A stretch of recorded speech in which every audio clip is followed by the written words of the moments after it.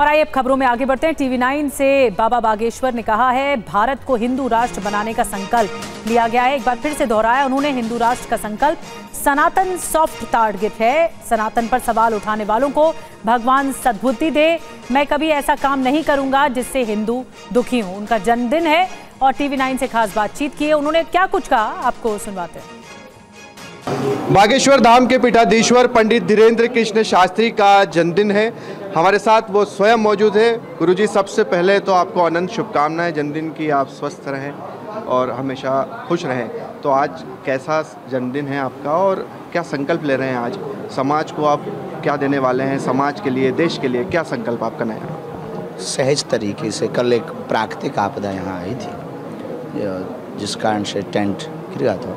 पीछे की तरफ बाला कथा स्थल तो पूर्णतया सुरक्षित है।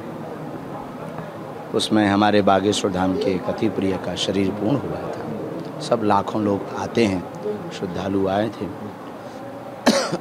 उस सूचना के बाद सभी कार्यक्रम हमने स्थगित कर दिए। सहज तरीके से नाम जप करते हुए लोगों को मिलेंगे।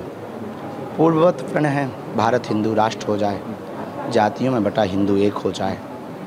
अनेकता भारत की सुंदरता है, पर मतभेद हो, मन भेद ना हो। इस देश में सबसे बड़ा जहर है कि अब वर्तमान में मन भेद हो रहे हैं। उससे ऊपर भारत के लोग उठें और कैसे भी करके भारत हिंदू राष्ट्र घोषित हो, यही प्रण है।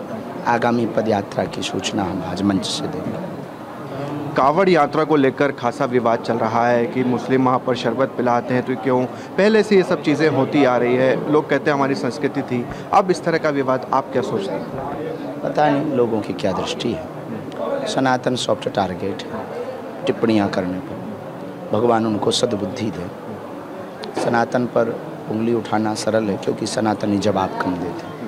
दूसरा, इटावा में जो हुआ, एक साथ यादव थे, उनके साथ पूरी घटनाक्रम आपको पता ही है। उस पर आप क्या सोचते हैं? यादव वर्सेस ब्राह्मण हो गया कि ये कथा नहीं कर सकते। इन सब चीज़ों पे चूँकि आप खुद एक हिंदू राष्ट्र की बात करते हैं, जाति पात, इन सब चीज़ों को ख़त्म करते हैं, आपकी यात्रा भी निकालते हैं। मामला बढ़ाया गया, उचित नहीं था। सब अपने हैं। दो भाई अगर लड़ रहे हों तो विवाद को संवाद से सुलझाना चाहिए। दूसरा, सोशल मीडिया पर अभी आप विदेश गए थे, अलग अलग तरह की टिप्पणियाँ आई। किसी ने कहा कि देखिए ये तो विदेश में क्या कुछ कर रहे हैं, साधु कोई शोभा नहीं देता, क्रूज़ पर है, महंगी जैकेट्स, यहाँ तक कि कुछ तो नेता भी ऐसे हैं जो तरह तरह की टिप्पणियाँ आप पर कर रहे हैं। भगवान की इच्छा, पता नहीं क्यों ऐसा, भगवान की इच्छा। धन्यवाद कहिएगा।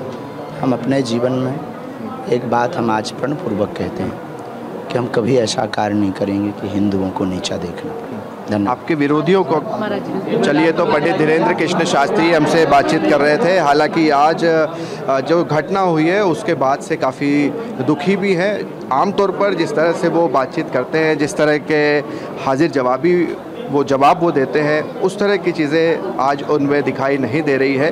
और यही कारण है कि आज उन्होंने जो जन्मोत्सव का उनका कार्यक्रम था, सांस्कृतिक कार्यक्रम होना थे, वो सब भी रद्द किए हैं। कैमरा पर्सन मुकेश के साथ शुभम गुप्ता, टीवी9 भारतवर्ष, बागेश्वर धाम।